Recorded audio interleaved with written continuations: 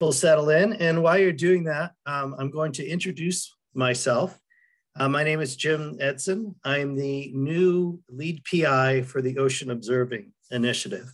I'm going to be taking over the rather large shoes of John Trowbridge. But John and I will be working together over the next 4 months to make sure there's a smooth transition. So I promise not to mess it up. But in the meantime, I will be reaching out to the scientific community, to our federal funders, and of course to the general public, because they're paying for all this, to try to improve the way we acquire data and share it with the public. I have to say I'm extremely interested in this session. I was a scientist at Woods Hole for 14 years, from 1991 to 2004. And then I went off to teach because I love to teach. I was a professor at marine sciences at the University of Connecticut. And I actually did try to bring OOI data into my classroom before leaving to come back to Woods Hole. So I've been back at Woods Hole since 2018. Very happy to be back. I hope to continue to give guest lectures in the joint program because I love to teach. So I'm really looking forward to this session. Having said all that, you're not here to listen to me. This session is on educational efforts and the use of OOI data in those. We're going to start with Cheryl Greengrove, who's going to be leaving right after her talk. So if you have questions for her, we're going to have time afterwards to ask. So Cheryl is an associate professor of geosciences and interdisciplinary arts and sciences at the University of Washington. She's using innovative ways or introducing innovative ways to use the OOI data for undergraduate education, which is near and dear to my heart. So having said that, Cheryl, please unmute yourself and take it away. Thank you, Jim. A pleasure to meet you and welcome. Let me share my screen, make sure everybody can see it. Can everyone see that okay? Thumbs up. Okay, that's what I tell my students. So let me just say, I am not just presenting for myself today. I'm presenting for all the instructors at University of Washington. We have 3 campuses, and the Tacoma campus and the Seattle campus have been heavily involved in using OOI data for undergraduate education in the geosciences broadly. And then you can see our collaborators here. We've been working with Deb Kelly, myself, Cheryl Greengrove, and Julie Missoura in Tacoma. And then Mikkel Newer has been doing amazing things in Seattle with the larger campus. You can see what I'm going to show you today are examples of 2 different types of campus: a large R1 campus where Mikkel works, where she has a lot of TAs, and then Julie and myself work at one of the smaller campuses of UW, which is more like a small liberal arts college setting. So you'll see these 2 settings and examples of how we're using OOI data in the classroom for undergrad, primarily introductory classes of mixed majors and non-majors. Okay, so that's our student population today. And so here we got to click down. All right, so I just wanted to highlight, we were just talking about this in the room before we started the seminar. Let me go back. We instantly went from last Ocean Sciences meeting, where we had all this activity around OOI data in the classroom. I co-hosted a teaching with data session where OOI, Saj presented, and other people about how we were doing this. And Rutgers, Janice, and Saj were running workshops and fellows in person. And here we are 2 years later at the Ocean Sciences meeting, where we were hoping to be in person in Hawaii, but of course we're online. And so I just wanted to kind of take you through the transition of where we were and then how we got from there to here. And so I just pulled out a few things of what's been happening with OOI data integration into undergraduate education. A paper came out in March 2020, which is just like when COVID hit. But of course, we worked on that years before. And again, that was Saj and Hillary, Anna, Silky, Dax, who's going to be presenting today, Leslie, and myself, pulled this together to give an overview of how data can be used in the classroom. And you can find that in the TOS, the Oceanography journal in March 2020. And then what was planned already before we know COVID was coming, Rutgers was wanting, Saj and Janice are running these incredible workshops in the winter 2020. They had the fellows. We were rolling out a new lab manual they had put together.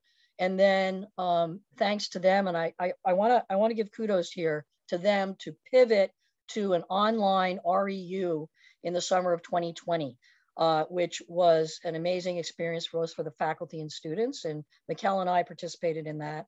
And then in the fall, they actually ran peer review of this new online lab by having faculty incorporate it in their online courses during COVID. But this particular, so that's just an intro to everybody else that's coming, because I happen to go first because I have to go somewhere else. But I want to give a lot of kudos to the work that's been done here. It's really fantastic, and made it able for a lot of us faculty to integrate these data into our classrooms in a way that we would not have been able to do it without them. So let me just say that up front. And this presentation is going to focus undergrad ed, primarily introductory oceanography and geology classes, using existing OOI lab resources. So not going out, not an upper division class where you might use data, which Dax might talk about, but actually already developed labs. So, so I'm going to show you a couple tables. This is a little, mind blurring, but these are the courses that Mikkel's been offering and the number of students she's impacted just since COVID, using various OOI materials available, both from the earlier data exploration and then the lab 2.0, which is, there are 8 labs in there on the online manual. And Mikkel has integrated this in to all of the introductory, this is all of the introductory courses at UW Seattle, which is the big 50,000 person campus, right? And these are the ways that she's done it in a nutshell. In Tacoma, we have smaller classes, and there's just Julie and myself. We have integrated selected version of these into inter-oceanography and geology, and looking at things like salinity, the mystery of the dying crabs associated with upwelling on the West Coast. And then Julie integrated the volcanic activity lab, the seafloor changes, into our geology classes. And all of these classes were offered online, synchronously, which means you're talking to the students on Zoom, like we will be doing. And we had to pivot, as you'll see, very quickly. And so this was put together by Mikkel, and kind of what she went through when we had to pivot instantly before spring quarter. How can we actually create an online class where we never had one before? And I think this is a wonderful slide that Mikkel put together, because this is what we were all going through. We're all going, okay, what resources are out there? What can we bring in? And because all of us have hands-on labs that we do. And now how do we do it online? I incorporated kitchen oceanography. I did, how to do contouring, bathymetric map using contouring on potatoes, right? I mean, we had to think of everything. And so I think this slide appropriately summarizes what all of us went through in that transition period. And so here's an example. Mikkel put a couple of these slides together for us, and I want to thank her. This is how Mikkel, in the intro, this is like a 101 course, right? You have majors and non-majors in here.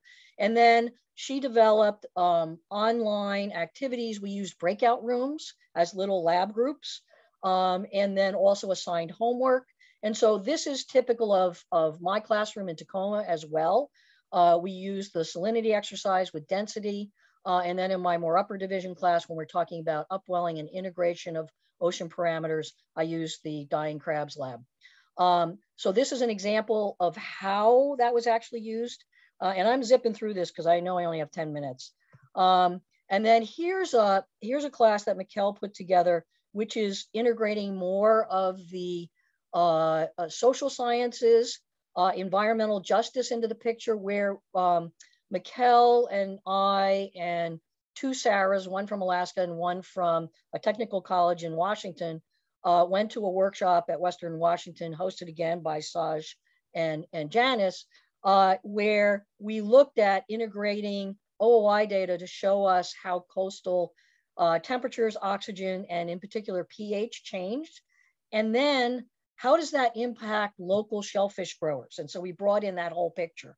And Mikkel integrated this into her, class that she developed, which is a 102 class. So students, the idea is students would take 101 to learn a little oceanography, and then 102 would be applications of that oceanography to society in general. So you can see how this OOI data can be used more broadly. And then I just wanted to give one other example of how the OOI data has been integrated into various projects. This is a poster that Mikkel and I mentored a student through the online REU Rutgers Summer 2020. And our student was interested in how to teach students, so more of an educational component. And she was a cartoonist, undergrad student from California. And she actually made cartoons that demonstrated the whole idea. She picked the idea of productivity in the ocean and how it's related to sunlight and the availability of nutrients. And she made little cartoons of phytoplankton to demonstrate this for her poster. And then I also worked with a student who was in communications, who's now in graduate school at UW Seattle. I worked with her when she was an undergrad, and she put together the story of the cabled array, where she interviewed Deb Kelly and John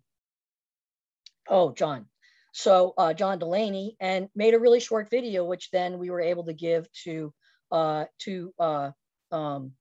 OOI as a piece that describes about the OOI program. So this is just showing that beyond just oceanography and geosciences, there are all kinds of ways that we can involve students and get word out to people about this project and how it affects society. So I just wanted to kind of throw those all in there so you could see them. The takeaways are, it was a very tough, quick transition when COVID hit us. And I want to say that the data explorations and the online labs were very helpful in that transition during COVID for all of the introductory geoscience courses that we've taught here at the University of Washington. A lot of those transition developments will remain embedded in these courses and become part of the geoscience curriculum, which is great. And then access to OOI data is super useful for, I've only shown you the existing labs. It's also super useful for upper division courses for students that have a little more savvy with data analysis. And you're going to see this in the upcoming talks. For instance, Dax is going to talk about this. So I want to thank you for the invite and thank everybody on this panel. And I'm really glad to be part of this team. Thanks a bunch. All right, that was excellent. So you have a little bit of time, I think, correct? Is there? Yeah, I don't have to go to my next session till 12:30. So if anybody has any quick questions. Okay, so anyone have a question for Cheryl? And this could come from the panelists as well. We're really we're trying to get a lively discussion going. Anyone? Well, we're going to certainly hear more about the data lab. So why don't I go ahead and introduce our next speakers. So thank you very much, Cheryl. So next speakers, let's make sure I get this right. There we go. Excellent. All right. So next is Janice McDonnell, who is an associate professor at Rutgers Center for Ocean Observing Leadership. We still call them that cool, Rutgers cool. I go way back with Oscar Schofield and others. And she's the leader of this ocean data set. So we've heard something about from Cheryl. So she's going to share with us some more examples taken from the Data Lab Manual that was created by the Ocean Data Labs itself. This is going to be a tag team presentation, and I think I've heard now it's Saj Lichtenwalner. I hope I've done okay with that. Saj is a web designer, programmer, and educator, also at Rutgers Center for Ocean Observing Leadership. And he was instrumental in pulling together and implementing this Data Lab Manual. So we'll start with Janice, and then we'll switch over to Saj. Go ahead, Janice. Okay, great. Thank you, Jim. Thank you for the invitation. And Cheryl, that was an amazing presentation. I really enjoyed it, your review of 2 years of COVID, right? So Saj and I are going to tag team this today, partners in crime on this project called OOI Data Labs. We've been working on it since 2018, and it's been a joy to work on this project and work with Darlene and others at the OOI. So let's get started, Saj. So again, as Cheryl noted, this isn't just he and I. We were a distributed team of amazingly talented folks who were part of this project.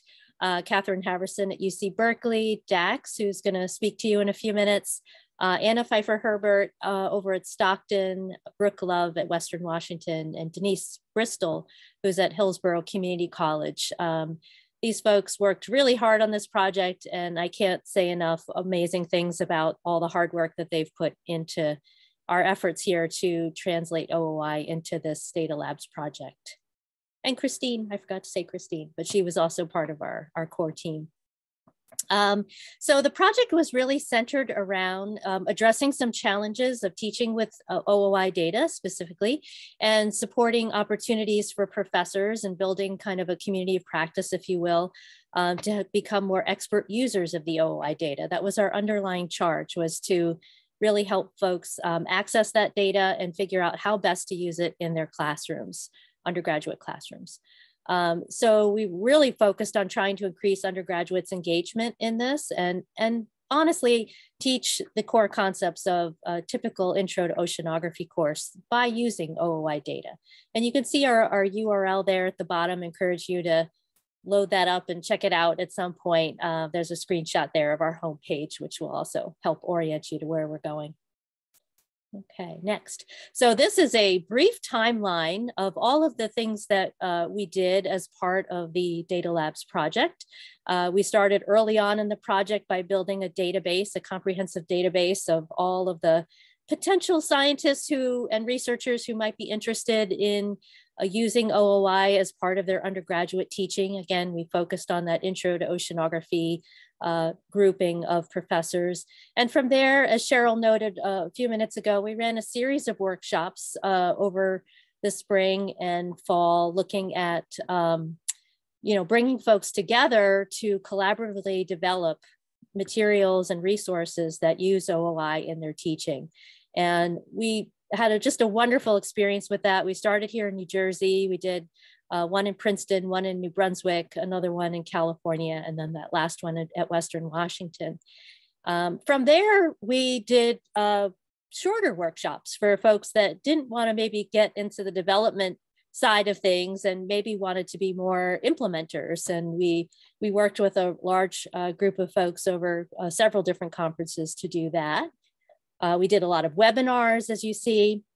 And in a minute, I'll talk a little bit more about the Data Lab Manual, and Saj is going to give you a very brief tour of it just to orient you to it.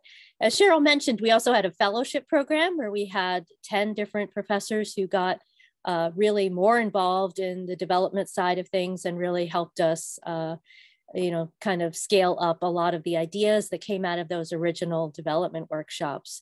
As Cheryl mentioned, we did the RAU program, and then more recently, we have been peer reviewing our Data Lab Manual, which we'll talk about now.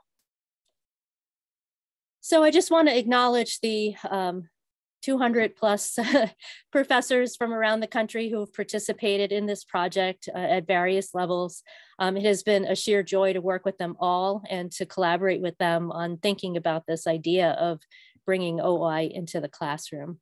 And it's just a growing community. I encourage you to go to our map and check out all the different participants over the last couple of years that have contributed to this project.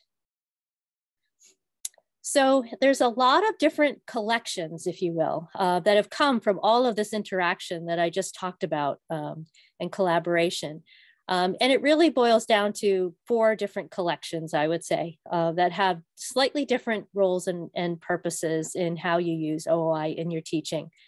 If you're looking for, I just got a, I'm sorry.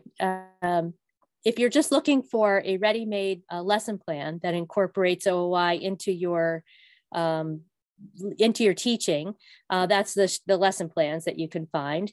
Of course, we have the lab manual, which we're going to focus on in a minute. And then there's these data explorations that are more modular sets of activities that are easy to adapt. And then finally, if you want to start from scratch and use curated OOI data sets, we have the data nuggets. But we're going to focus the rest of our time with you in talking about the online data manual, which you see here. This, I have to credit Dr. Sid Mitra for this idea. He came to one of our workshops in New Brunswick and really focused on, saying kind of in a offhanded way, wouldn't it be great if we had a lab manual of OOI data activities that align to our oceanography classes? So this was really his idea. And we took that idea and ran with it in a post-COVID world here. So this is the manual team that met in Princeton shortly after this idea came to fruition and set out to actually develop this online data manual that we're going to share with you in a minute. So the audience for this, again, is for those that are teaching an introductory oceanography course or something similar in the geosciences at a 2- or 4-year institution. And it follows the typical oceanography course sequence that you see in a typical oceanography textbook. And it can be flexibly used in a face-to-face, online, or hybrid lecture environment, as Cheryl has already shared with us, just how adaptable it can be. And next, our goals were to really focus on that data literacy and critical thinking, and really introduce students to this idea of messy or authentic data that isn't all cleaned up and idealized like you normally find in a textbook.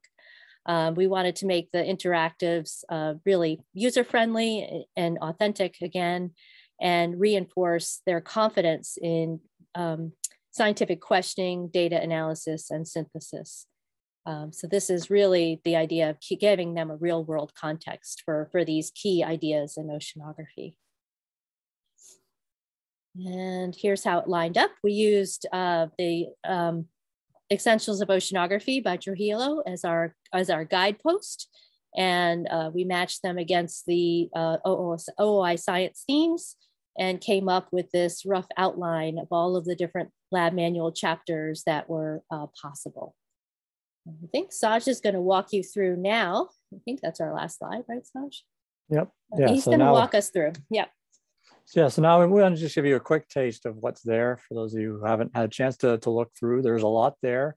And I thank Cheryl for crediting Janice and I for making this happen, but it's really the all the authors that are reflected on this page. And of course, all the people, we're now 40 people who've officially pilot tested the manual that really made it happen. It was interesting because we had our workshop in January of 2020, and basically this whole manual was then developed in a COVID world and then implemented in the COVID world. And that wasn't the original design or the intent. It was to support in-class lectures, but one of the things we found is that people really appreciated having this just-in-time resource coming hot off the presses.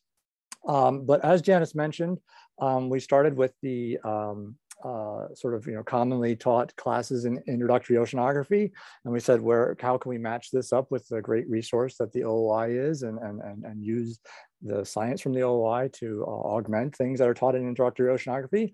That was the original focus, but actually in our second round of piloting, we actually went beyond oceanography and asked instructors of other courses, mostly still early undergraduate introductory courses, but in other subject areas to pilot the particular lessons in their labs too. So we talk a lot about oceanography, but the idea was that this could go elsewhere.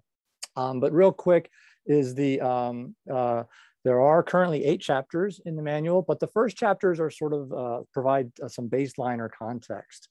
The first chapter really focuses on the OOI, what is the OOI, and what is ocean observing in general. And the second chapter came out from a lot of faculty who said, we're going to explore all these graphs in these various activities, but a lot of students don't have a whole lot of background in particularly the kinds of graphs that we look at in oceanography a lot, in earthquake maps and profile graphs and things like that. So we ended up adding this sort of second chapter to basically provide that sort of introductory baseline of various kinds of graph readings. And so a lot of faculty have found that really useful. Those first two chapters in particular. So even if they're only going to use one of the later chapters, those first two are kind of like a good context setting pieces. And I just wanted to show you basically each of these chapters includes an introductory page, which has usually a hook to describe why should you care about the topic in this chapter. And then in addition, there's usually key terms. Every chapter has some key terms that are defined. And then there's 3 to 4 to 5 activities then in each of the lab chapters. Also, each chapter includes its own instructor's guide.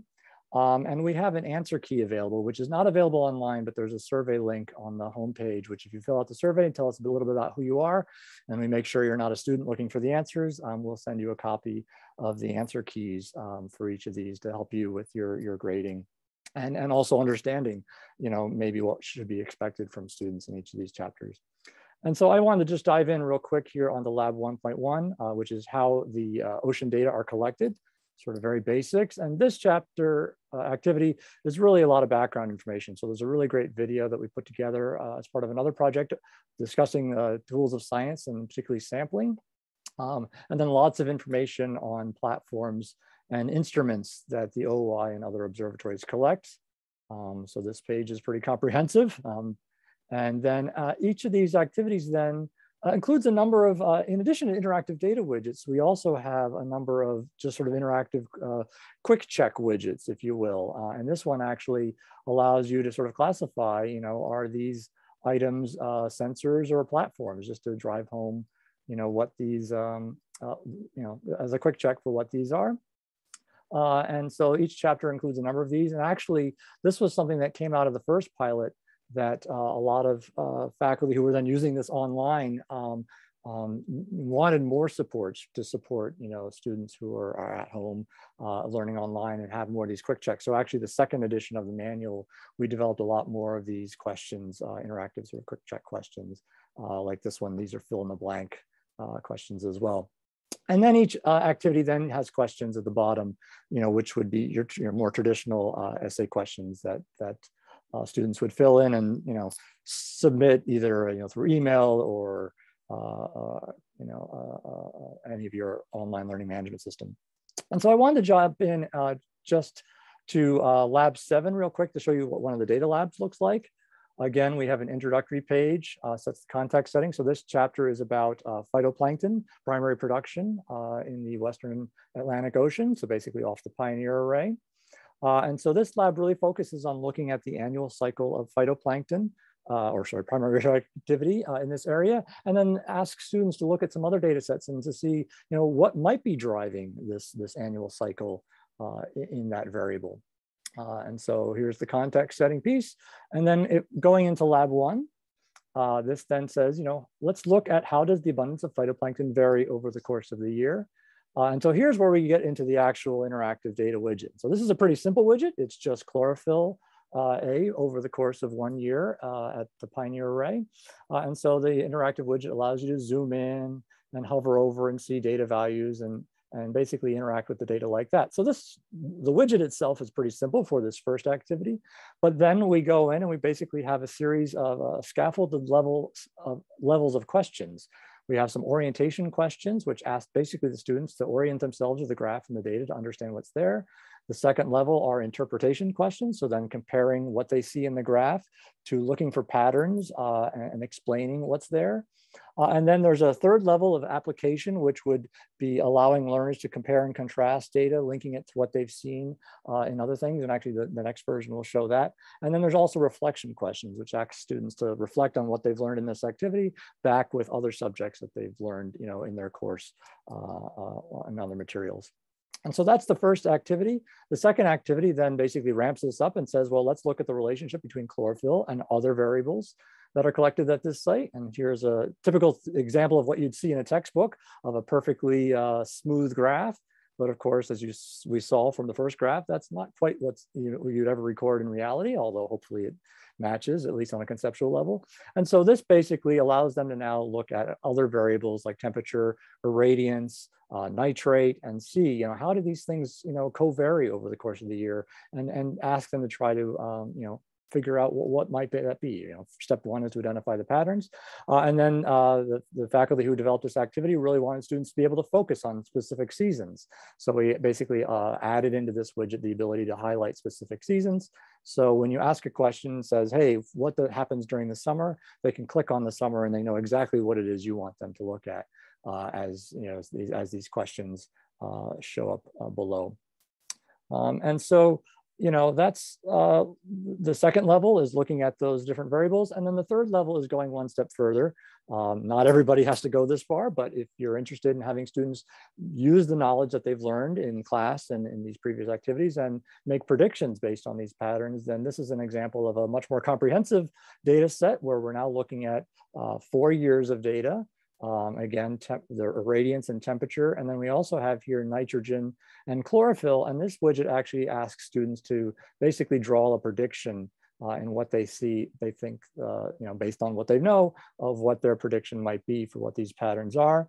And then if they can actually see what the data was collected from the OOI observatory. And so Janice, if you want to just follow up at the end here. Yeah, thanks, Sash. So just to wrap us up, we did conduct a peer review in the fall of 2020 of this lab manual that you just saw. And here's some of the comments that we got. Overall, I think we can safely say that it's been very positively reviewed and accepted, and is getting wider use as the time goes on. We've recently just run a second peer review of it and are awaiting the results of that from our evaluator. But in general, I think it's turning out to be a very positive force, especially for the intro to oceanography community. And we feel very blessed to have been able to work on it, to work with the amazing professors that all contributed to it. It was definitely a team effort and not something that we could have done without all of their support and contributions. So really appreciate the opportunity to work on it. And we're happy to take any questions. And I think Saj dropped the link to how you can get to the manual in the chat. So please feel free to check it out and contact us if there's anything we can help you with. All right, that was an excellent presentation. Very interesting. It makes me want to dig into the web pages to see if I could answer the questions. I see if I get 100%. I'm not sure I would, but it's a bit of a challenge for me. Nonetheless, that was excellent. I'm wondering if we have any questions from the attendees or even the panelists. Just so you know, Hillary had asked a question of Cheryl in the chat. We missed it, I'm afraid, and Cheryl's left, but not before she answered it. So if you just want to look at the chat discussion, you can see what Hillary asked and how Cheryl responded. Had to do with sort of lessons learned, if you want to take a look.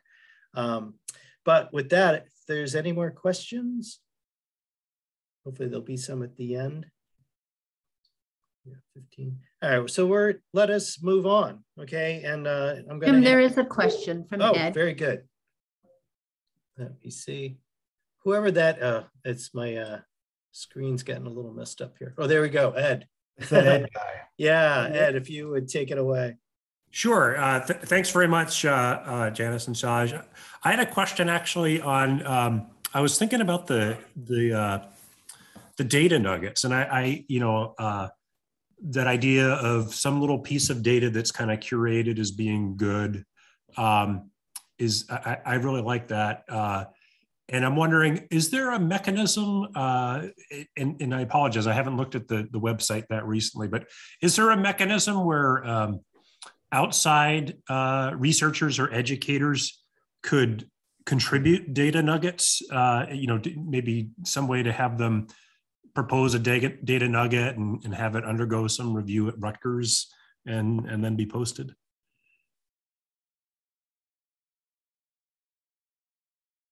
Gosh, do you want to address that one, or we want? Yeah, I mean, I'm happy to post anything that people want to contribute. I mean, it's one of these things where you know, the Data Nuggets was an effort led by Leslie Smith to sort of dive in and just find some interesting data sets with the data team here at Rutgers, but was quality controlling a lot of the data at the time. And they basically raised a flag on something interesting, and then Leslie took the lead and wrote it all up and provided some context. And so, you know, that was a neat little effort for that one time. But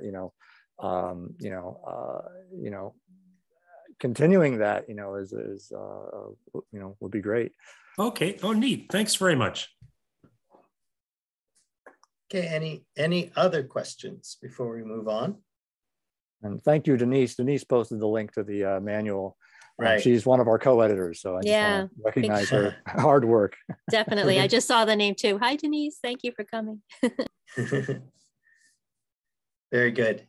All right, so we'll move on into our next speaker, which is Dax Soule, who's assistant professor of marine geophysics at Queens College at the City University of New York. And he's going to describe to us his work with the, I hope I pronounce it EDDI. I like Eddies. I'm a turbulence guy, but Project EDDI, which he was instrumental in setting up. And rather than, I'll let you explain the acronym. How about that? And then just take it away. Absolutely, absolutely. Thank you so much. And I got to say that of all the rooms that I've spoken to, this has to be the friendliest one. If I don't already know you, know that I hope by the end of this that I do, because before anything else, what I have to say today is an invitation. Right. And it would be disingenuous to say that Project EDDI is mine. Project EDDI is a community of STEM educators and researchers who've come together from all disciplines, from biology, from limnology, from geology, to all across the spectrum of environmental science type disciplines that use data in their science and want to use data with their students. Right. So more than anything else, hopefully what I present to you today, you hear it as an invitation and we get an opportunity to talk later, because the work that OOI Data Labs has done is, I think, transformative, right? But what's left is as deep as the ocean. The number of different ways that we can engage students with our data is limitless. I know that John Delaney is a guy that we all kind of know, right? And probably everybody here has had an opportunity to sit through one of his talks. Does anybody remember the picture of the boy with his head over the boat? That's what was coming to my head when I was thinking about this laboratory manual, because it's transformative. We finally got our head in the water, but there's so much more, right? And what I really want to help us all to think about is why we bother. Why do we teach with data, right? And hopefully this cartoon kind of helps us get to the essence of that, right? If we think about how students learn, right? I want you to just take a moment and think about all the times that you've been sitting in a really great transformative lecture and you had a dumb question. You had a question that you didn't want to ask, right? Because you knew that somehow your question didn't work, right? We've all been there, right? And it's that process by which all of us start in any new activity with this constellation of prior knowledge, right? We know all kinds of stuff. Right? Think about the very first time you thought about the Galileo experiment.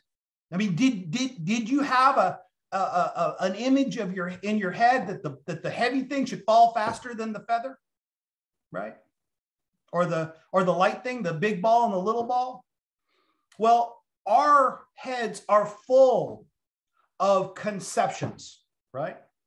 And we take those conceptions and we construct a very rich world with those constructions. And some of that knowledge is exactly right, but some of that knowledge is wrong, right?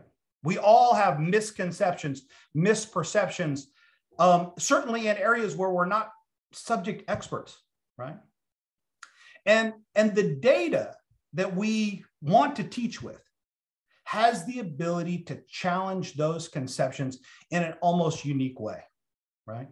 And so if we go back and we look at this diagram and think about the idea of not starting from a blank slate, when we get our students into the classroom and we present them with something, they filter it through their prior perceptions. And that piece of information bumps into all of their incorrect knowledge. Can you guys see my mouse here? All of their correct knowledge and all of their incorrect knowledge. And then they use that combination of correct knowledge and incorrect knowledge to take the new stuff and try to tell a story with it, right? And data is this critical pathway where their story will either work, right? Or it will not. And when their story doesn't work, they've got to either reevaluate this schema, this framework that they're using to understand the world, right?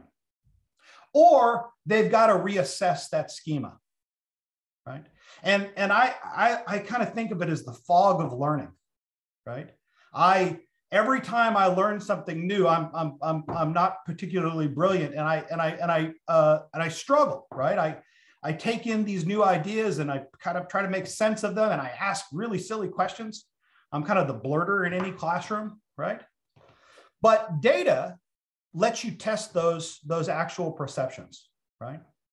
But what we got to recognize about this need to create cognitive conflict when we teach is that it's also a fragile point, right? This is where we can lose classes. This is where we can lose students, right? This is why we often choose to not challenge and not present the more difficult, right? It's because it doesn't always go well, right? Sometimes the students check out, right? And so while teaching with data has the ability to be transformative, in order for it to do its job, we got to have a structure, right? And that's what Project Eddie does. Project Eddie, hang on, I went the wrong way, didn't I? Here we go. Obviously, the mouse is challenging my schema right now. So Project Eddie gives us a structure to take these data sets, right, and put them into a pedagogical framework that works. If we think about what a module is, you are all topical experts. I bet if I surveyed the room, each of you would have a data set that you think you can tell a story with. In an Eddie module, we're going to take that data set and help you structure the activities based on a set of learning objectives that improve quantitative reasoning, work on skills, find ways to incorporate data manipulation. The flexibility of this ABC structure is that part A focuses almost exclusively on student engagement. It's the part of this module that is most like a lab, right? It's prescriptive. It is, we're going to take some type of physical phenomena. We're going to take data that confirms that phenomena, and we're going to test it. We're going to look at the way we use that data. We're going to look at the framework. We're going to all talk about it. The entire classroom is on one page, right?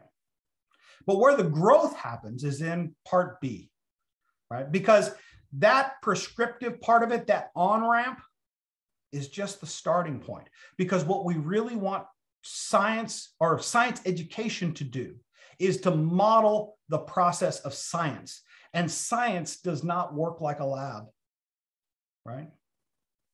The work that you do in your labs does not look like a traditional laboratory in almost any discipline, right?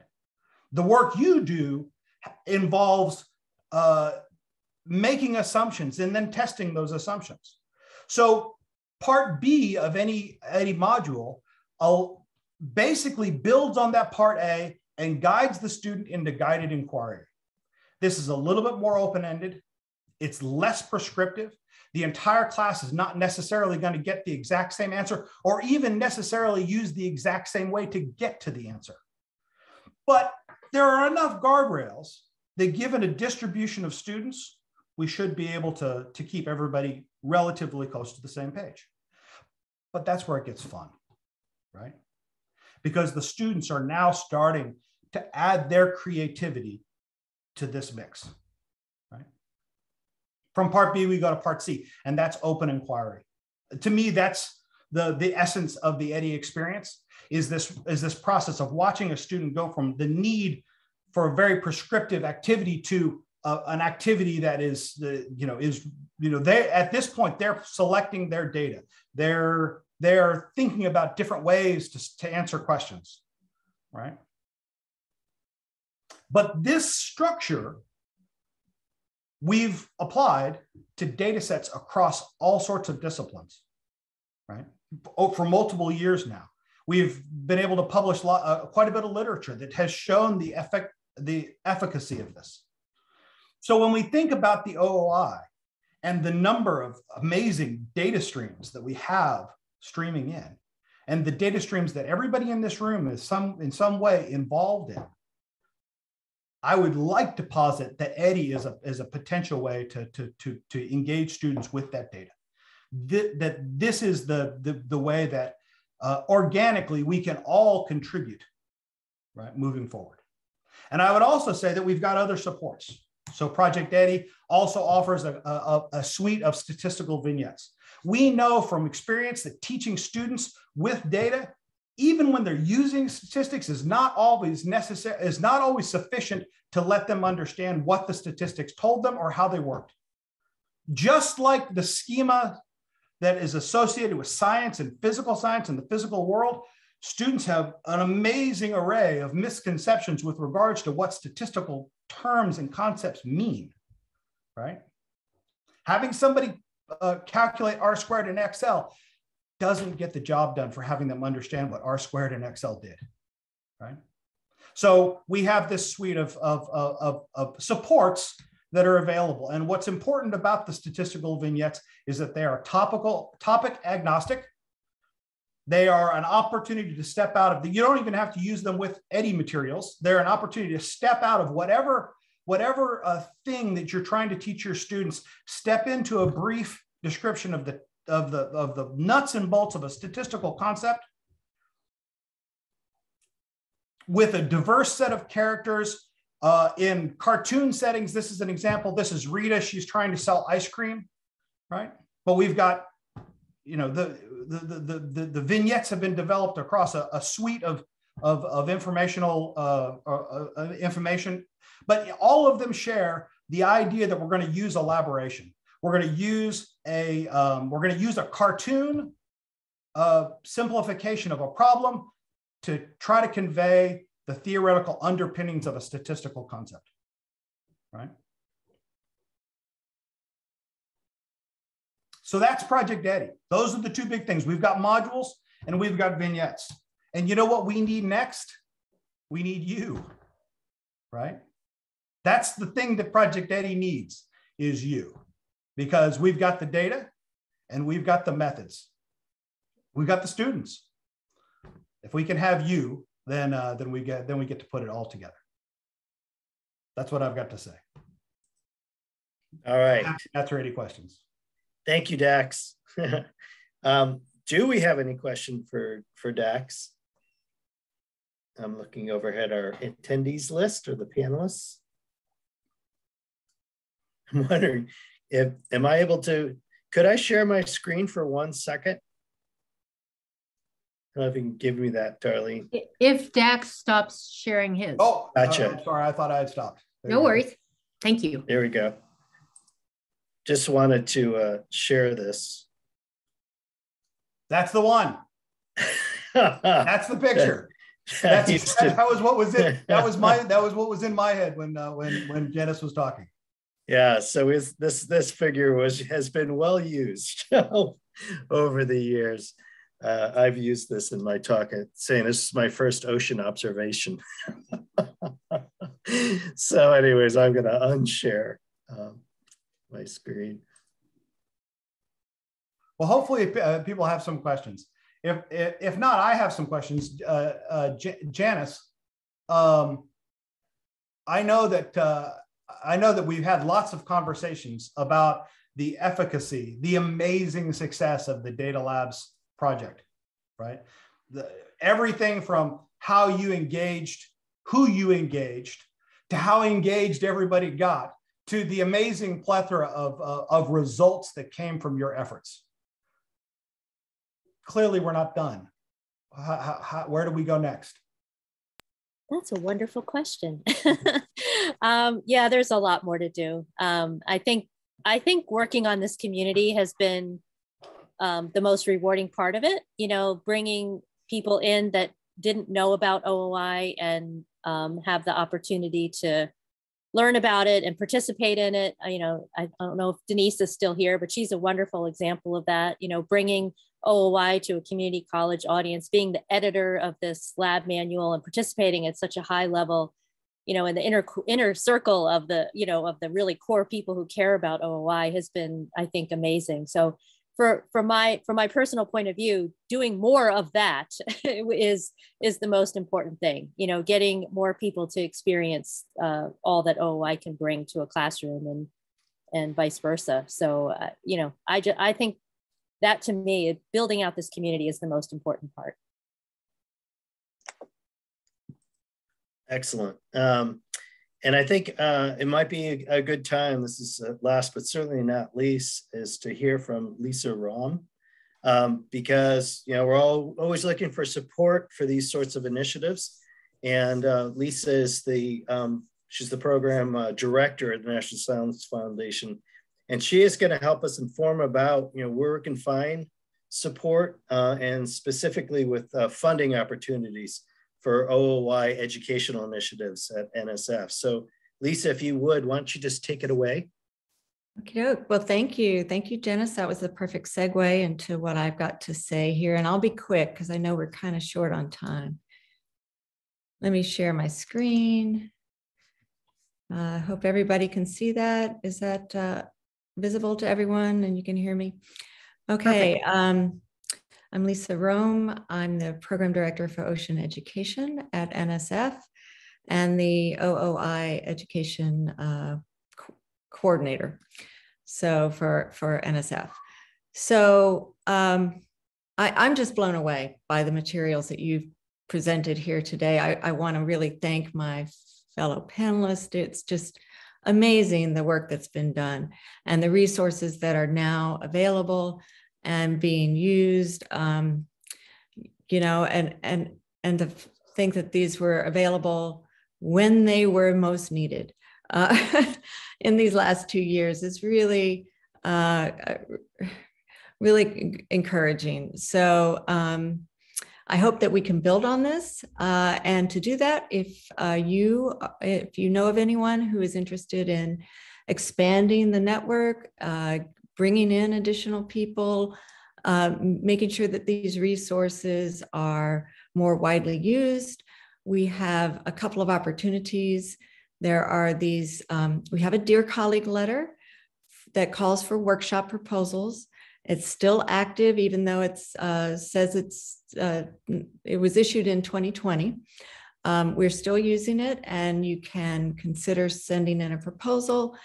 You submit using just the generic NSF proposal guide, PAPPG 21-1.